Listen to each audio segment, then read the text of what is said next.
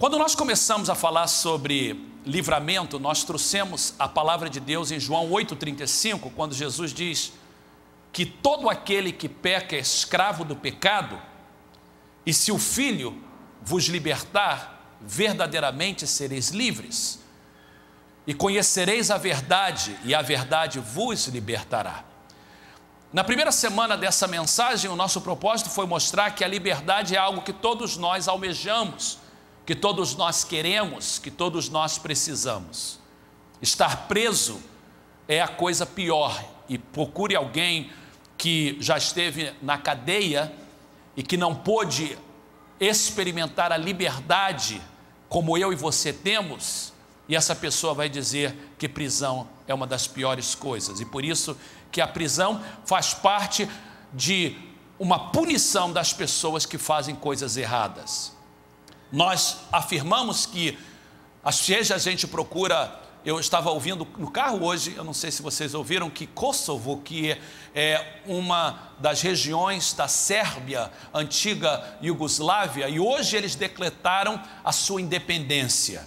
E há no mundo, então, nós precisamos de orar por isso, que nós não queremos mais uma guerra, e a Rússia já se levantou contra essa declaração de independência, e os Estados Unidos ainda não afirmaram a sua posição, mas vindo para a igreja, há um perigo de uma guerra se levantar, porque um país se levantou e disse: nós queremos a nossa independência. E esse é o desejo das pessoas, uma dependência política. Aconteceu nos Estados Unidos no dia 4 de julho de 1776, aconteceu no Brasil no dia 7 de setembro de 1822. Acontece quando países procuram a sua independência política. Quando um jovem sai de casa e resolve construir a sua própria vida, ele quer a sua independência individual. Nós viemos para essa terra em busca de uma independência econômica. É isso que trouxe a maioria de nós para essa terra, buscar uma independência econômica. Mas nós falamos que, embora as pessoas podem estar livres politicamente, socialmente, ou até mesmo economicamente, existe alguma coisa que prende as pessoas, que se chama o pecado, e tudo que o pecado traz. O pecado escraviza.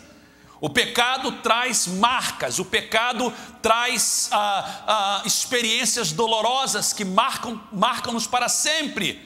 E nós então tentamos mostrar que o que nós queremos nessa série de mensagens é adquirir essa liberdade que Jesus pode dar.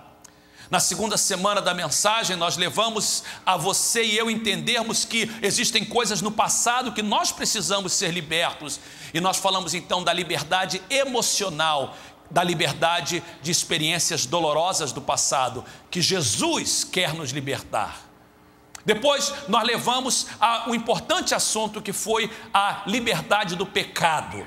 Que todo aquele que peca é escravo do pecado, e que se uma pessoa realmente é nascida de novo, ela não precisa ficar presa pelo pecado, porque Jesus quer libertar.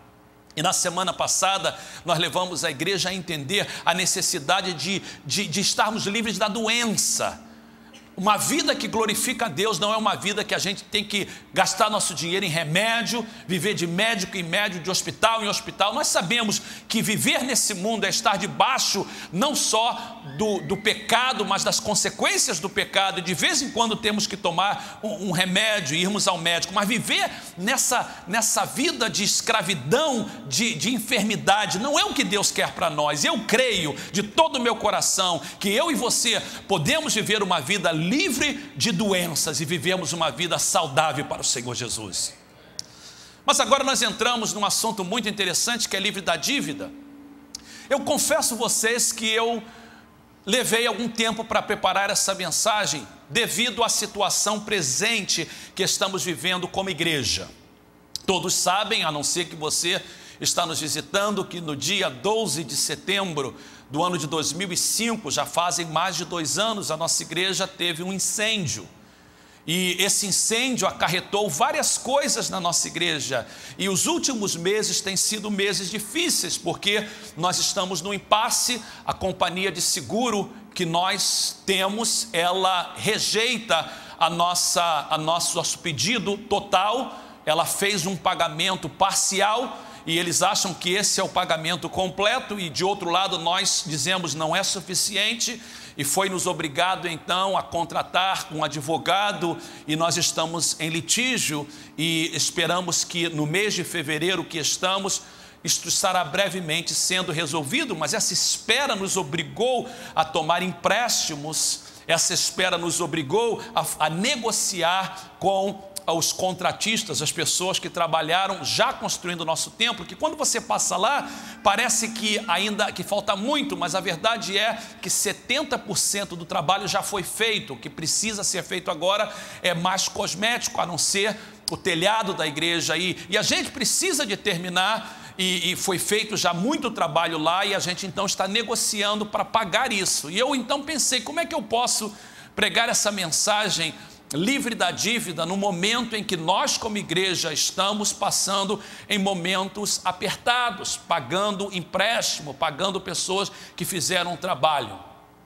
E a data dessa mensagem não foi eu que escolhi, nós escolhemos novamente quando nós pastores nos reunimos no mês de dezembro, pensando o que seria melhor para a igreja durante todo o ano. Nós planejamos o ano inteiro. E essa semana eu orava, dizia: Senhor, eu quero que Tu me dês direção para pregar essa mensagem. E a palavra que eu senti no meu coração, e eu não ouvi audivelmente de Deus, e eu não digo que Deus falou comigo, mas no meu coração veio o seguinte palavra: os princípios da minha palavra não são mudados por causa de circunstâncias. Prega a palavra. E baseado então nisso, eu senti que eu deveria continuar e pregar a palavra de Deus, porque eu sei que será de bênção para a igreja, para a vida nossa como igreja, para a sua vida em particular. O texto que nós estamos tirando para essa mensagem está projetado, é a primeira parte do verso 8 de Romanos capítulo 13, quando Paulo diz o seguinte: a ninguém devais coisa alguma, a não ser o amor com que vos ameis uns aos outros. Claramente, a palavra de Paulo para a igreja em Roma, e que o Espírito Santo diz para nós, é um princípio, e o princípio é: a ninguém devais coisa alguma. Segunda passagem que estava projetada, mas foi tirada porque havia um pequeno problema, é no Salmo 37 e o verso 21, porque isso estabelece uma diferença entre o ímpio e o justo. Então, se você pode abrir o Salmo 37 comigo e ver o verso de número 21, seria importante, porque nós estamos falando para a igreja, nós estamos falando para crentes. E como crente nós precisamos entender que Deus exige de nós atitudes diferentes de não crentes. A Bíblia chama de o crente justo e o não crente ímpio. Esse é o linguajar do Velho Testamento. E o Salmo 37 afirma o seguinte, diz assim: o ímpio toma emprestado e não paga, mas o justo se compadece e dá. Preste atenção, por favor, então, no princípio bíblico. Primeiro em Romanos diz: a ninguém devais coisa alguma. E no Salmo 37 diz: o ímpio toma emprestado e não paga.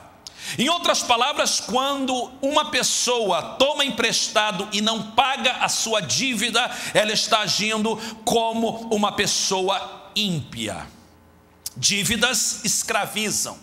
E toda pessoa que está endividada sabe que dívida escraviza. Dívida nos faz acordar cedo.